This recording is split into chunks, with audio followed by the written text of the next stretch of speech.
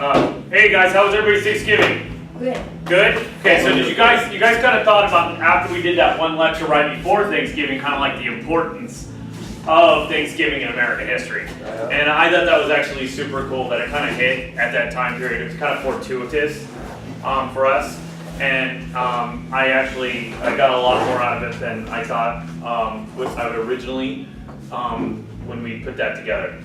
But so we talked about America as a Christian nation, and so we kind of danced around in time a little bit, but we're going to work a little bit more on our linear timeline a little bit.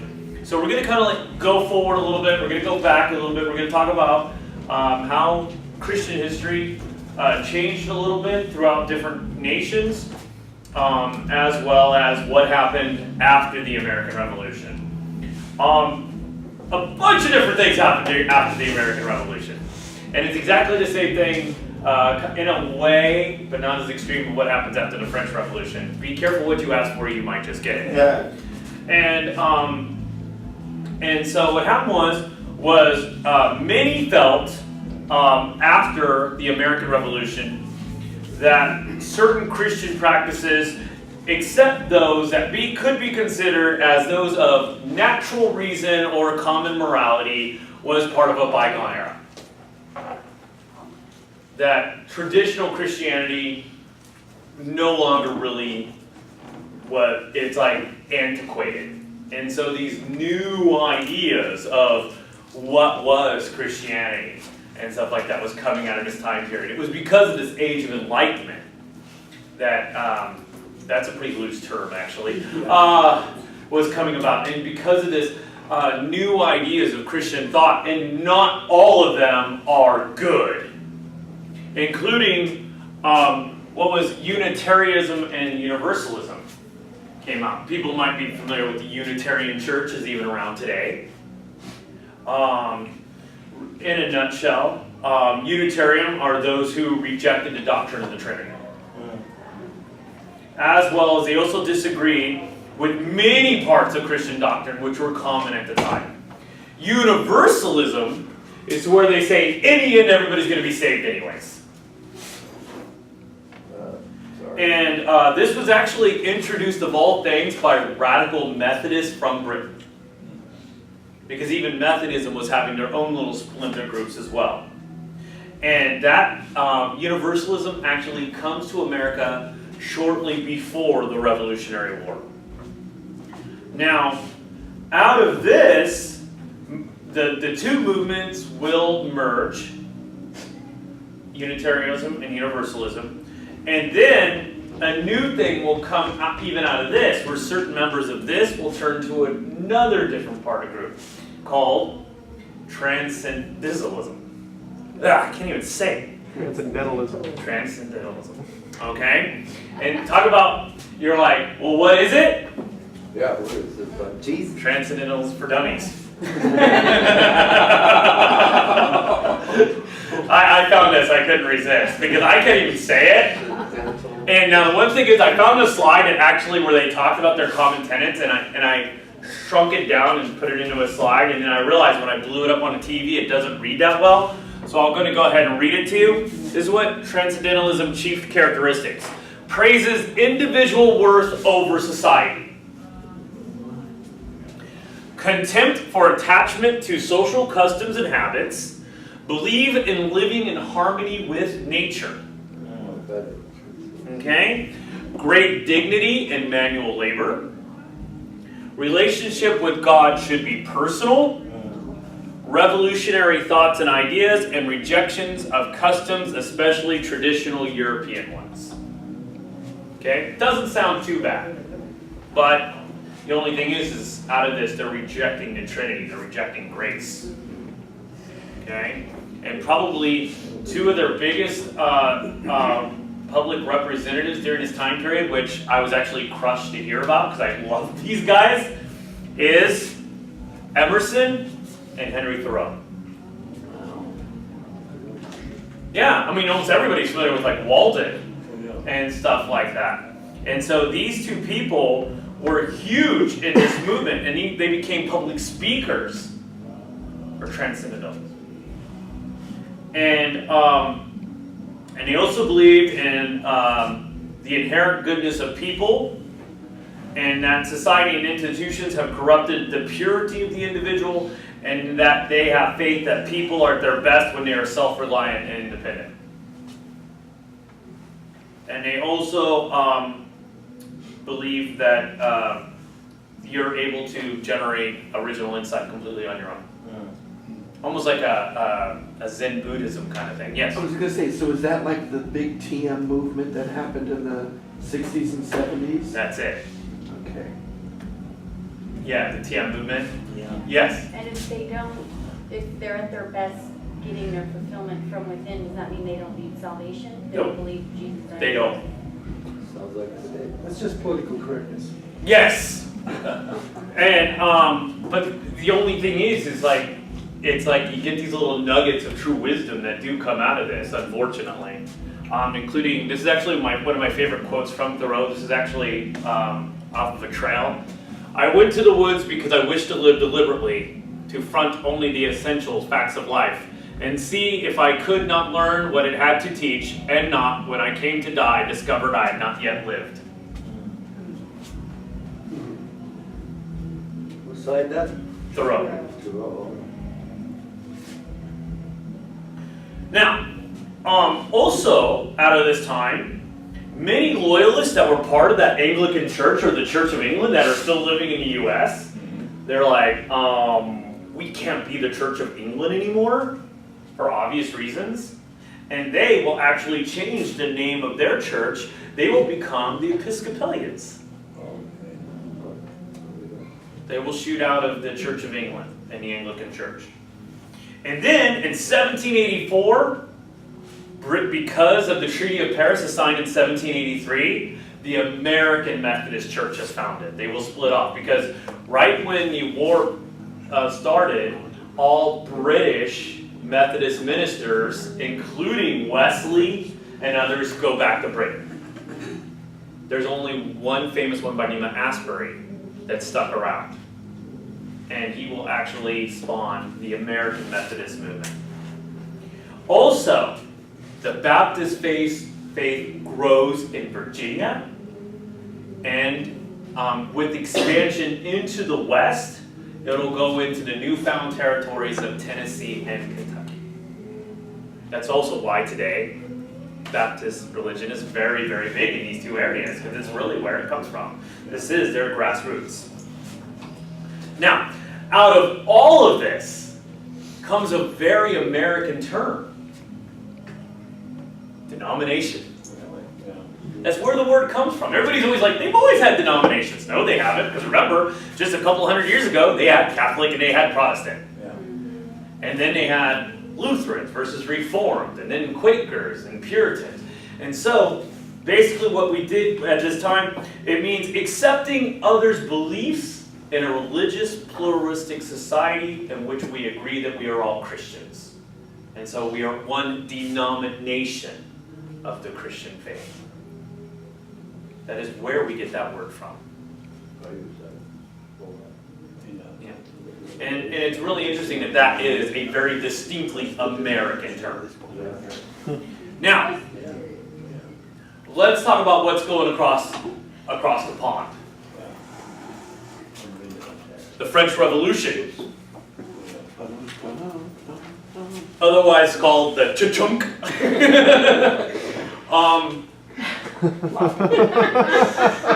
That's really good. What? That's funny. Because you just got done reading Tale of Two Cities. So this is really what's going on. Economic conditions are bad in France. Okay? This is the seed in which all revolutions come out of. Yeah, it's all about money and real estate. Everything is. Okay? And the king sought to tax both the nobles and the clergy, which to this point were actually exempt. And then there's that third class, bourgeoisie. Okay? What's And- bourgeoisie mean? Us? Bourgeoisie is the The common commons, folk, yeah. Yeah, us. the nobodies. The us. Yeah, the 1%ers. Ones who pay the taxes. Okay? Is that a different word from bourgeois? It's from the I same thought bourgeois was like fancy. Bougie, that's what I was thinking. But it's common? It means common, but it's, when you say, oh, that's so bourgeoisie, that means that's so common, that's so beneath me. Oh, I thought it was not bourgeois. Yeah. So, They're working correctly there. and so the king has the National Assembly shut down, and then he forces that these three groups form what's called the National the National Constituent Assembly, who then issue what's called the Declaration of the Rights of Man and the Citizen. It's kind of like the French version of the Declaration of Independence. But the only thing is, it's not like we're going to go and issue a Declaration of Independence against another country that's hundreds of miles away. You're actually separating yourself from the people in your own country. That can never be good. Okay? And out of this, with the one of the things that these groups wanted to do is, first off, they wanted to regulate the Catholic Church, because a lot of the monasteries have become luxurious at this time. And so a lot of pillaging of monasteries and churches happened during this time period. This, along with a war, a lot of people are like, oh yeah, they're just going through their own little revolution. They're also at war with Prussia at this time, one of their neighboring countries. And so this only adds to their economic problems. So you add the tensions of war against a foreign state, their own economical problems, their own church problems, and then of course, when you add the thought process of the Enlightenment, this will of course lead to a strong reaction against Christianity in general, both Catholic and Protestant. And so, this will actually, has everybody seen this painting before? Yeah, I have. I don't remember where though. Well, yeah, because In one Europe? thing is the lady right here that you see in a lot of the French paintings, whether it might be this particular painting, she is the goddess of reason. Yeah. In fact, they actually tore down churches and they would put together these cults. And they called these cults of reason. And it sounds kind of moronic, because the worst part is I know that they're doing it as kind of tongue-in-cheek. You know, it's almost like, it's not like they're sincerely clinging to this. It's almost like it's a joke to them in a weird way. And so they create these cults of reason.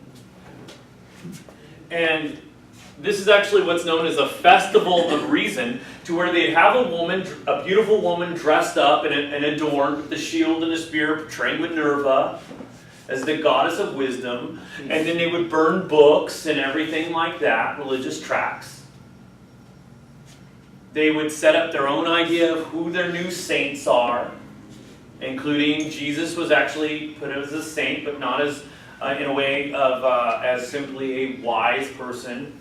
Also, Socrates, Marcus Aurelius, they were made saints in this new Church of Reason.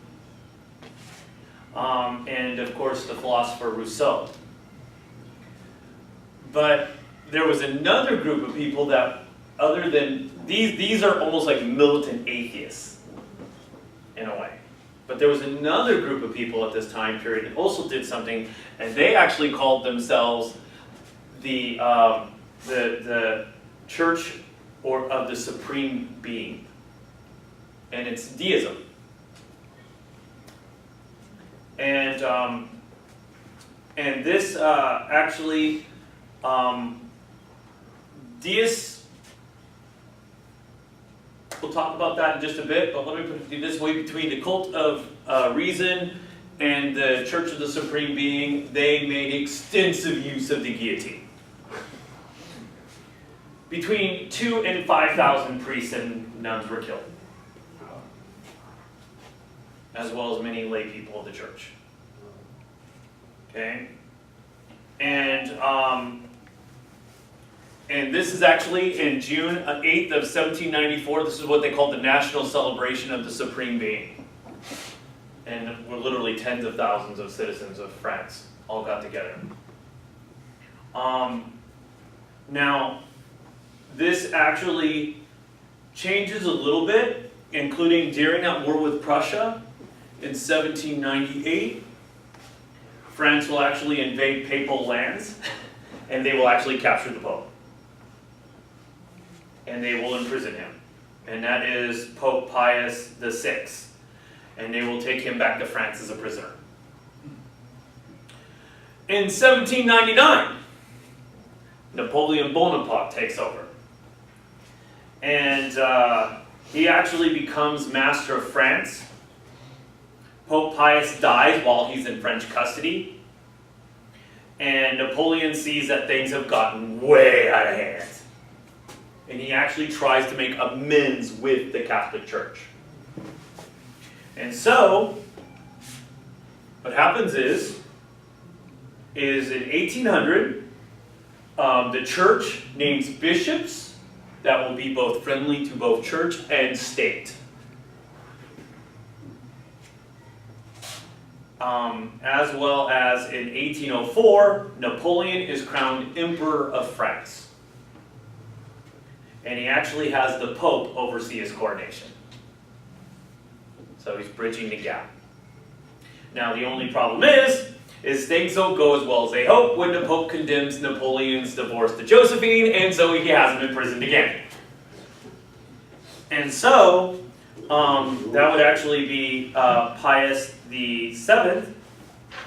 Pius VI, and what happens is he is then taken prison and he rots in a French jail until Napoleon is overthrown and loses at the Battle of Waterloo, and then finally he makes his way back to Rome.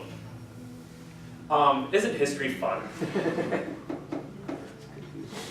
It's confusing, exactly. It's confusing. Okay, French Revolution, you don't even want to get into it because, I mean, when you read like A Tale of Two Cities, or you read other books about the French Revolution, it is a train wreck. It makes the American Revolution look really simple. Because the French Revolution has a lot to do with royalty power within your own country. Good morning. Morning. Okay, so let's talk about the Second Great Awakening. Remember we talked about the First Great Awakening that happens in America? And that actually happens in like the 1730s. This is the Second Great Awakening, and this actually happens in about 1790, and it really kicks off around 1800. And after 1820, the membership of the Methodist and Baptist religion will blossom.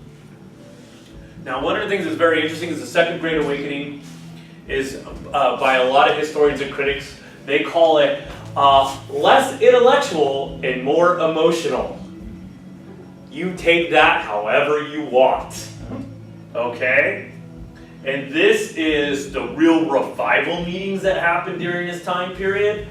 But also, let's talk about revival meetings that take place in places like rural Kentucky. Okay? Card playing, drinking, it got kind of crazy. In fact, it became synonymous with Western expansion, these crazy revivals. And what was the name of that gentleman that we talked about last night? That minister? I forget. Yeah, but that a great comment that somebody had to say about him. He said, "More souls were conceived there than actually saved." Woodstock. Yeah, it was like the Woodstock of the religious movement. But it's really interesting that that's really what comes out of this. And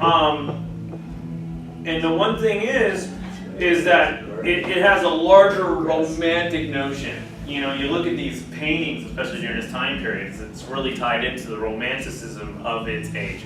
But that was also the Second Great Awakening, and that'll actually lead to a lot of Methodist and Baptist thought processes that happened during that time period. And then, of course, let's talk about deism. Remember, we talked about deism really quickly that one time when we talked about religious thought processes like Benjamin Franklin and others during the American Revolution. And so somebody asked, well, what is deism? So we'll cover it just a little tiny bit more because, again, I think it's really actually worth mentioning. And it's really, it's the only thing is it's loosely, the use the term is really kind of loosely based. And it really comes out of the latter part of the 17th century and gained huge popularity during the 18th century. And again, it has to do with what they call the blind watchmaker, where God made a clock and then wound it up and left it there. Has nothing to do. There's no reason to pray to God because He ain't gonna help you.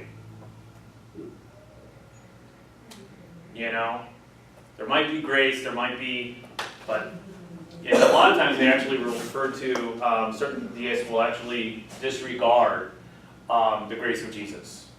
And to which they'll simply say he was just a wise man. And people that were actually tied into being famous for their deism was Thomas Jefferson and John Adams. Ben Franklin? Ben Franklin, but remember, several times he actually counteracts that by saying we should pray. So why would a deist find prayer when you have a God that's not going to help you anyways? So now, even George Washington gets roped into that as well, but there's no substantial proof. Now, the one thing is deism's biggest proponents is actually a treatise on the gospel concerning reason. And two of their biggest proponents during that time period is Voltaire, right here, and a gentleman by the name of Talmud. Right here. They're also huge in the, I love it. They're huge proponents of this, and you're going to actually hear about them a lot if you actually were to get into deism. And probably the one person who's also very famous for their deism, but at the same time he kind of like sat on the fence a lot about it, but he was also a huge influence for a lot of the founding fathers, is John Locke. In fact, Declaration of Independence stole it all, man. Thomas Jefferson copied life, liberty, and the pursuit of property was then changed to happiness. There's that 20% that you changed it to get that copyright roll. Okay? No, but actually the pursuit of property, because nobody could actually possess property in Europe without consent of a noble figure, was then changed to the pursuit of happiness, because happiness actually meant that you had enough money that you could actually enjoy yourself and have a spare time, that you weren't working 15 hours a day. And so life, liberty, and the pursuit of happiness comes out of this. Okay? John Locke is actually a famous political philosopher on views of formation of government, and most Americans prescribe. He wrote important treatises on religion, including he also argued for the reasonableness of Christianity. That was actually a big bridge for him, okay? Because a lot of the deists were like, Christianity, that's absurd. He's like, and he's a famous philosopher, he's like, I could see it being reasonable. And he actually writes what's known as the Letters Concerning Toleration. And he writes this in the aftermath of the European wars of religion, and he formulates a classic reasoning for religious tolerance. These arguments are central, and I love these. He says, earthly judges, the state in particular, and human beings generally, cannot dependably evaluate the truth claims of competing religious standpoints. Even if they could, enforcing a single true religion would not have the desired effect, because belief cannot be compelled by violence. And then 3, coercing religious uniformity would lead to more social disorder than allowing diversity. So it's actually a pretty important thought.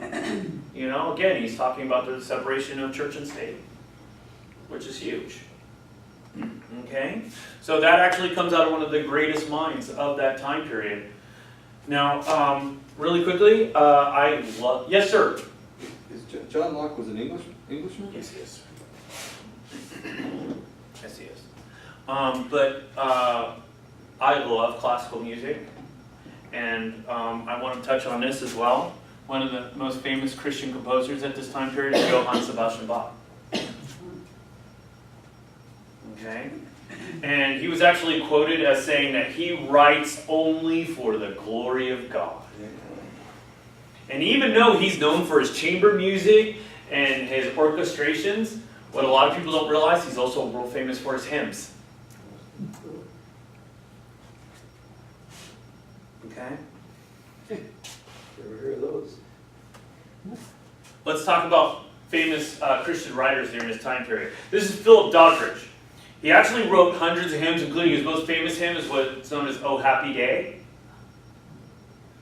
And Doddridge founded a theological training school in Northampton, where he taught philosophy, theology, and biblical languages. And he writes a book called The Rise and Progress of Religion of the Soul. And he observes that true Christian faith exists in hardly anyone's hearts.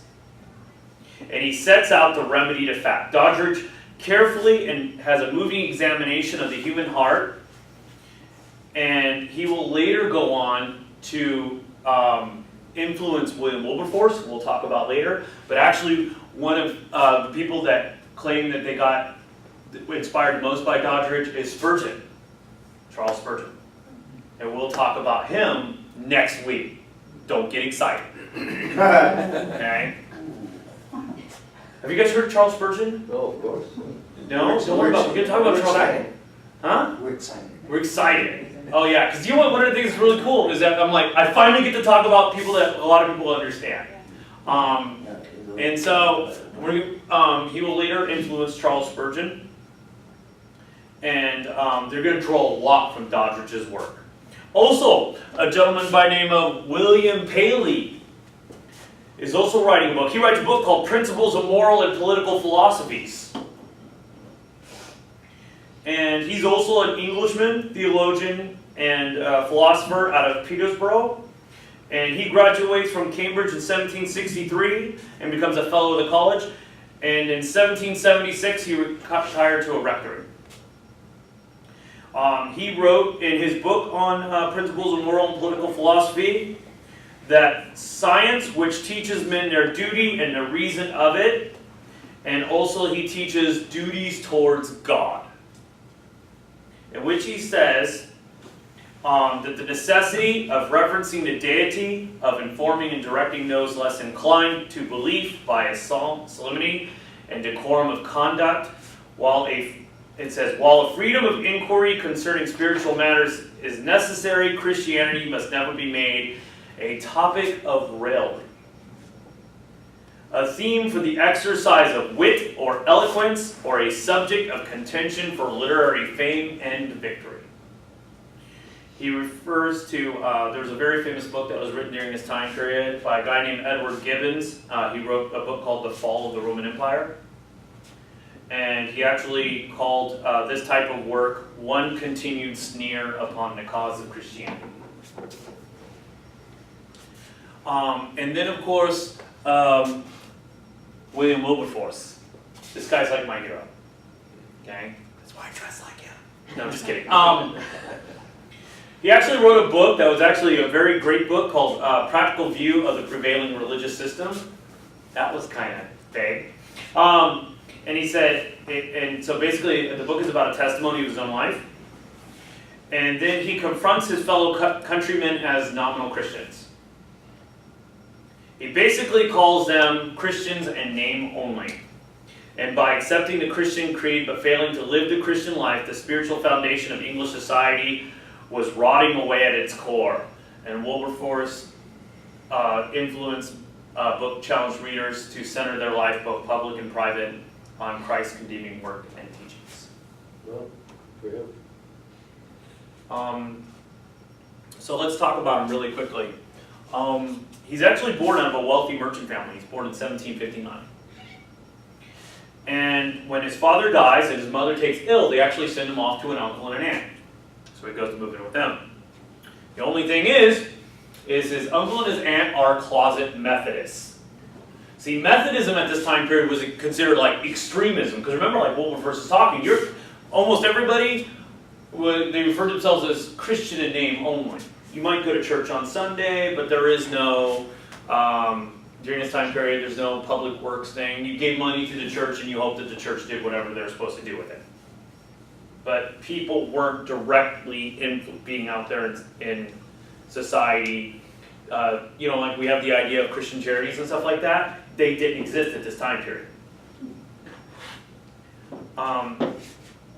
So they're closet Methodists, and he's actually going to come across, when he's with them as a young man, he's going to rub elbows with some great minds of Christianity in England, including a guy by the name of John Newton. And we'll talk about him in just a little bit. Okay? But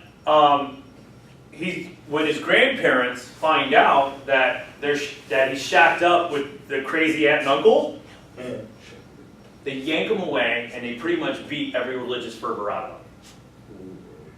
Yeah. So what happened is he stays with the secular grandparents for the rest of his life, for the rest of their days. He joins all the social clubs he's supposed to join because he marries a merchant class. He goes to Cambridge, parties it up, and these parties were crazy, guys. Okay, those 18th century people. And what happened was he meets a guy while he's at school by the name of William Pitt the Younger, and they decide, let's go into politics together. So they start dabbling in politics, and they start climbing the ladder into Parliament. And so in 1784, Wilberforce decides to take a long vacation to the French and Italian Riviera. And he tries to get like a whole bunch of people to say, we're going to go, it's kind of like road trip, but everybody's jumping in a carriage. And so they all and he couldn't get anybody to go with him. And then he finally found a traveling companion that he liked. And the guy's name was Isaac Milner. And Isaac Milner was actually an old schoolmaster of his. And so they're on this road trip down to the French Riviera. And the topic comes to religion. Milner admits that he is a Methodist. And so for the remainder of the trip, all they talk about is faith. And Wilberforce comes out of that carriage a new man. And he completely is renewed in his faith in Christ. Now he's a problem. Can you be both a Christian and a politician? Okay? Even today, that's probably a big question. And so the first thing he does, and I love this, when he returns to England, in one day, he quits every single one of the social clubs. He walks in and he hands his resignation to the social clubs. And then he starts taking his faith very seriously, including he starts visiting his friend John Newton, who lives in the east of London. And he comes up with what he calls two great objects in his life. This becomes his two major goals for the rest of his life. One, the abolition of slavery. And two, what he referred to as the reformation of manners, which at that time was meant by morals.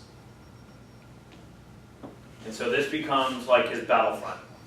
And so let's talk about what London was like during this time period. It's not a pretty place. I mean, it does have its nicer areas and stuff like that, but a lot of it isn't. In fact, they believe at certain types and certain neighborhoods, up to 20% of young women were prostitutes. A lot of slavery there too, wasn't there? slavery. A lot of it, yeah. Bull baiting and bear baiting was common entertainment, to where they would capture a bear and they'd bring it in and basically tie it down and have it fight other animals for entertainment. Well, Um, we see it today, the Chicago Bears and the, yeah, it's not much different, no. yeah, not really that much different. Horrific prison systems, and also public executions. You actually could pay money to get a front row seat for an execution. Wow. And so, one of his biggest influences was John Wesley. It's insane. Yeah. But one of the things I got to tell you this quick story about Wilberforce. So Wilberforce is a Christian. And so one of the things that he did, and I love this story, is that he's like, I got a great idea, everyone. Let's go take a tour of the Thames, which is the major river that runs through He's London. big on road trips, huh? He's big on road trips. He was like the family man. We'll talk about that. Yeah, he's like the first family man. So he's like, everybody, let's go on a boat. Yeah. And so he got this big old, like, you know, their version of a yacht. And they're sailing it up the Thames. And he's got all these nobles and members of parliament, House of Lords, and everything. They're all in there, and they're all partying it up. And he's at the wheel, you know, doing his little Captain Steuben, you know. And he's like, oh, wait till you get there. This is going to be awesome. And then all of a sudden people are like, what's that smell? And then when he pulls up next to a ship, it's a slaver. Oh, my God. And he's like, let's go on board! Let's take a look at this! And so he coerced these people on board the slave ship and made them confront, this is what's going on in your society. Wow. That was smart, very smart. He showed them where the slaves were kept. He showed them how they were chained up. And out of this comes one of my favorite quotes. You may choose to look away, but you can never say again that you did not know. Wow. Yeah. Very, very good. Okay? Now the one thing is that, remember we talked about John Newton, Wilberforce's friend? John Newton was actually a former slave ship captain. How many trips did he make from Africa to Europe and in the New World carrying slaves? But he realized what he was doing, and he became a Christian, and he became an influential preacher during his time period. And it was actually him and a poet by the name of William Cowper who wrote to him Amazing Grace. And when you listen to the lyrics of Amazing Grace and you think that it's written by a former slave ship captain, you know, you really understand the grace of Christ. A wretch like me. A wretch like me. Wow. That's powerful. Very much so. And it was one of the most popular slave songs sung. Mhm. That's very true. Yeah. Okay? So, remember we talked about John Wesley as the founder of Methodism? He's not selling Quaker Oats, guys. No, but he was actually Wilberforce's greatest supporter. And even though Wesley was on his deathbed, in 1791, the 24th of February, he actually wrote Wilberforce a letter. And I actually found a copy of the letter. So I'm going to read this to you. Dear sir, unless the divine power has raised you up to be an Athanasius against the world, I see not how you can go through your glorious enterprise in opposing that execrable villainy, which is the scandal of religion, of England, and of human nature. Unless God has raised you up for this very thing, you will be worn out by the opposition of men and devils. But if God be for you, who can stand against you? Are all of them stronger than God? Oh, be not weary of well-doing. Go on in the name of God and in the power of his might, till even American slavery, the vilest that had ever saw the sun, shall vanish away before it. Reading this morning a tract wrote by a poor African, I was particularly struck by the circumstance that a man who has black skin being wronged or outraged by a white man can have no redress, it being a law in all our colonies that the oath of a black man against a white man goes for nothing. What villainy is this? That he who has guided you from youth up may continue to strengthen you in this and all things in prayer of, dear sir, your affectionate servant, John Wesley.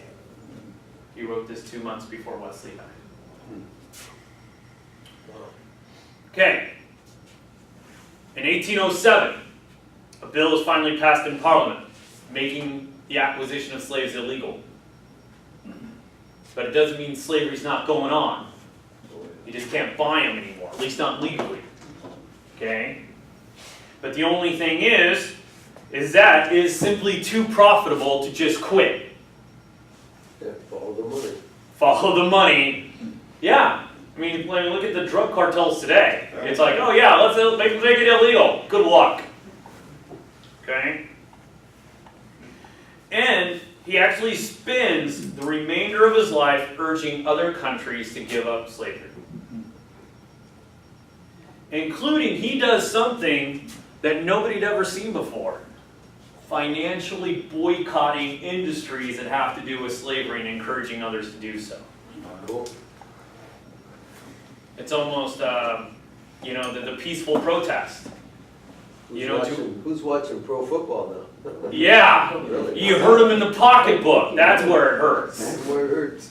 And that's one of the things that he did. He actually would get shops in England to buy coffee and sugar, not produced by slave labor, to the point that they actually put signs up, this sugar not produced by slaves. Free trade. Free trade. Okay. How amazing is that? Gluten-free water. It's crazy, that gluten business. Oh my God. Now, the one thing is that it wasn't until 1833 was slavery finally abolished in England. And the one thing is in 1833, just 3 days before his death, Wilberforce received news that slavery was made illegal. Mm-hmm. That day, he slipped into unconsciousness and he died. Wow. His earthly work was done. I can see why he's your hero. That dude's boss. Okay? The one thing is he also strove to make goodness fashionable. Goodness. He was the original family man. On the Lord's Day, he lived on a street called Clapham, and so they had this group that was called the Clapham Circle. It's in London, and they were all of the same belief system. And so instead of going out anywhere on Sunday, they all stayed home with their families, and they all played in the park together as families. And everybody's like, that's awesome. And I'm like, that was so unusual for that time period. Sundays was Dad's day to go out and gamble.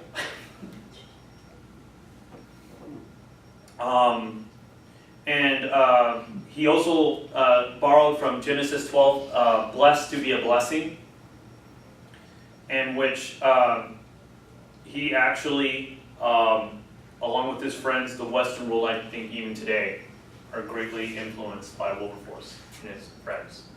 They started a lot of charitable organizations in London, which are actually still in existence even today. Let's talk about Alexander Cruden.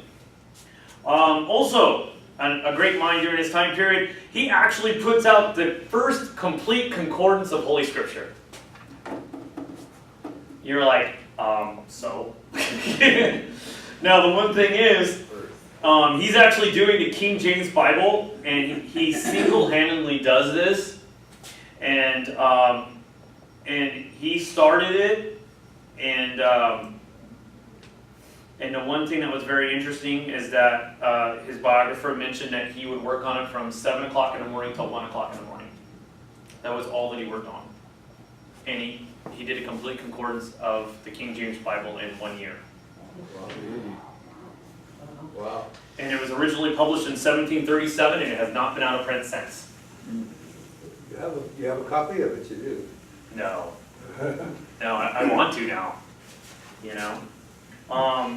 And he was so engulfed with this, I love this, he was so engulfed, he was actually a bookseller, is that he was so engulfed with the actual putting together this concordance, that his brain occupied with nothing else, so much that he failed to notice the diminishing stock of his own bookstore.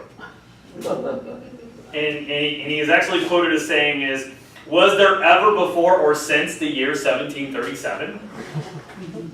Because this Bible just like totally engulfed his entire being. And he actually, one of his biographers, I love this, said, another enthusiast for whom it was no drudgery, but a sustained passion of delight to creep conscientiously word by word through every chapter of the Bible, and that not once only, but again and again. And so we have our first concordance. The Bible was published during this time period. Let's talk about other things that are going on. Tsarina Catherine the Great of Russia. What a horrible person. No. Who am I to judge? Really? Multiple lovers has her husband killed.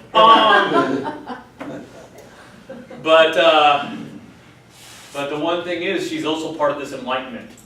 And she is actually, she trades letters with Voltaire and others. But she does actually grants freedom of religion. And even though her reign is full of contradictions, she actually signs what's known as the Tolerance Edict in 1793. And that actually forbade all forms of religious persecution and serves as proof of her modern and liberal attitudes. And this is actually very important, because this was what they called a great benefit to what was known as the Old Believers, which is the Russian Orthodox Church, which was excommunicated in 1666. So she's allowing them to reunite. Yes? Was this obviously before the czars and that kind of thing? Well, no, she is a czar. She's the woman czar. Yeah, the Tsarina. Tsarina. And one of the things that's very interesting that's is the word czar actually is the Russian version of Caesar. Just like in Germany, they are the Kaiser.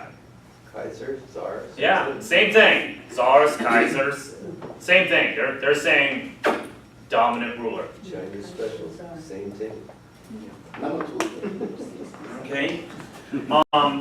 So she allows them to come back, but the only thing is they're like, oh, that's great of her. No. She is actually the person who is probably, because of this edict, she is probably the person that's responsible the most for the restrictions placed on Jews.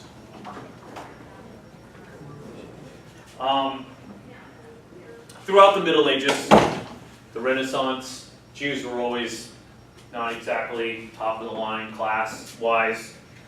They were treated unfairly. They were ostracized. They were the ones, of course, that were blamed for the crucifixion of Jesus. And so, but she actually, in a way, did almost like, I don't even know how to say it. The only way I can really say it that everybody can understand it is she almost does like a trail of tears for Jews. And has them shipped all the way to Poland.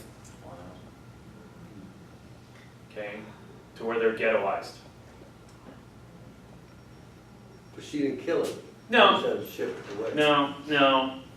But she, this actually covers what becomes known as the Western Tsardom, which includes large parts of annexed Poland.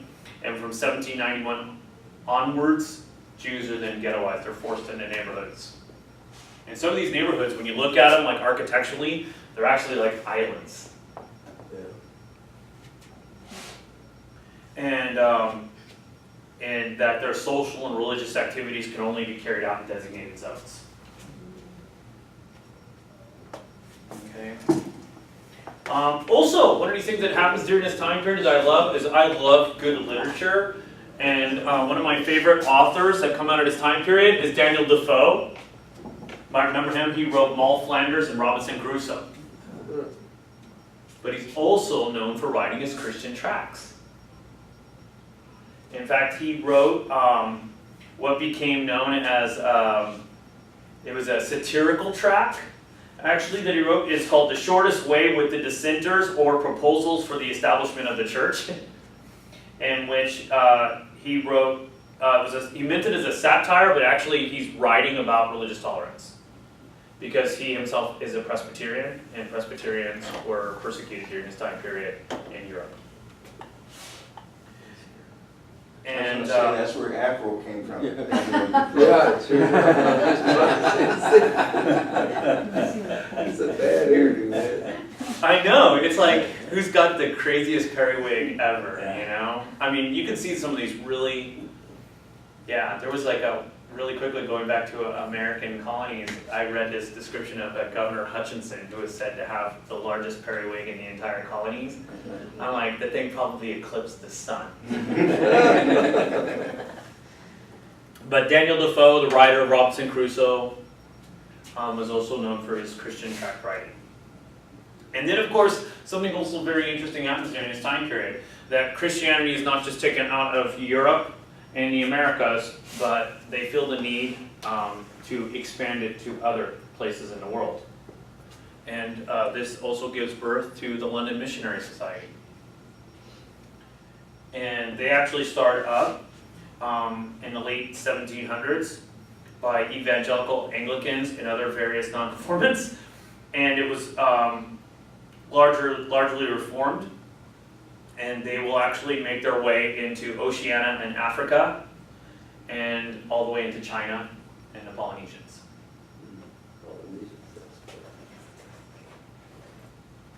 Yes, sir. So when the Catholics are all colonizing Spain, Mexico and our area here, Uh-huh. the Protestants aren't really doing anything? No. Well, I'm not saying they're not doing anything, but they're throughout Europe. They're not doing mass missionary work. And anyways, I wouldn't necessarily, missionary work for the Catholic missions is slightly different than But they Protestant were missionary. trying to spread their faith. Yeah, trying to spread their faith. By force. And I will look at it this way. They're doing their best with their limited mindset. You know, like I said, I teach 4th grade history, and one of the things I teach is California history. And there's actually a sway of where they want to stop teaching about the missions. Because it's no longer politically correct. And I am the first person to say that some of the Padres did not treat the Native Americans well. And a lot of the soldiers didn't either. So the only thing is it's just like a completely different mindset. You know, the missionary work of the late 1600s and the early 1700s in their mindset is completely different than the missionary outlook of the Protestants in the late 1700s. Catholicism, I'll tell you what's a fantastic movie. Oh gosh, and I think it's on Amazon Prime now. Silence. Okay, it's fantastic. It's not for everyone. Okay, so it's like usher the kids out for this one. Okay, but it's about 2 priests in Japan. Oh, yeah. With Liam Neeson, Adam Driver, and that guy from Hacksaw Ridge. They play priests, and it's all about how they deal with the where basically Christianity is literally in the closet, to where if you were caught with religious artifacts, you were killed. And so how did these priests deal with this? It's a fantastic movie, and it'll move your heart. What's But it called again? Silence. Yeah, but like I said, it is not pretty. Yeah. It is not pretty. But missionaries officially start up during this time. Now, I told you to remind me about the thing about slavery. That's, oh, no. Oh, we're talking about Wilberforce. Okay. He does this whole this day in history kind of thing. On this day, in 1847, Frederick Douglass and Martin Delany established the North Star, which is an anti-slavery paper in the United States. So, now remember, I mean, slavery officially ends in England in the 1830s, and we continue all the way up. And so, 65. officially. Unofficially, 1966. Yeah, transpose a couple numbers there. But it's still it's very important that we hit on stuff like that. So that is officially us for today. Now, something else that does happen during this time period, and I want to cover it next time. Next time's our last time. So please do come, because we're gonna hit what? That's it? That's what? I love this. It's all over? It's like a walkthrough program when I mentioned like 2.5 hours is over and the kids start whining because they're like, we're done? No. Next week, we're going to open it up with Splinter Christianity, or as Rob likes to say, just call it cults. We're going to talk about Mormonism and Jehovah's Witnesses. Yeah. Okay, so it's going to be kind of like that, what you always want to know about Mormonism, but we're afraid to ask. Yeah, right. But, I mean, we're not going to get into it too much because you just opened up a can of worms. That's incredible with that. What was it? Never mind, we're going to joke about that. But we're going to talk about that because that was also big. We will hit a little bit about spiritualism and spiritism, which also came out of this time period. And that is really a blowback from trauma of the Civil War. We'll talk about that very briefly, but we're going to wrap it up with hitting with some of our favorite heroes. We're going to have Charles Spurgeon, C.S. Lewis, J.R. Tolkien, and Dietrich Bonhoeffer. Okay, and you're like, okay, so first off, who's heard of J.R. Tolkien? Oh, whew. Okay. Guy who wrote The Lord of the Rings. Okay. Who's heard of C.S. Lewis? Okay, good, because what was it that Rob said? If you've never heard of C.S. Lewis, chances are you're not a Christian. Yeah. That's a horrible mindset, and probably true. No, just kidding. But we'll talk about C.S. Lewis, and one of the things I think is really funny, just before we go, is J.R. Tolkien and C.S. Lewis actually were both teachers at Oxford at one time. And they were drinking buddies. I think that's absolutely hilarious because you can imagine them around a table, and C.S. Lewis goes, okay, I've got this idea where we can use a lion to represent Jesus, and Tolkien's like, dude, I got elves.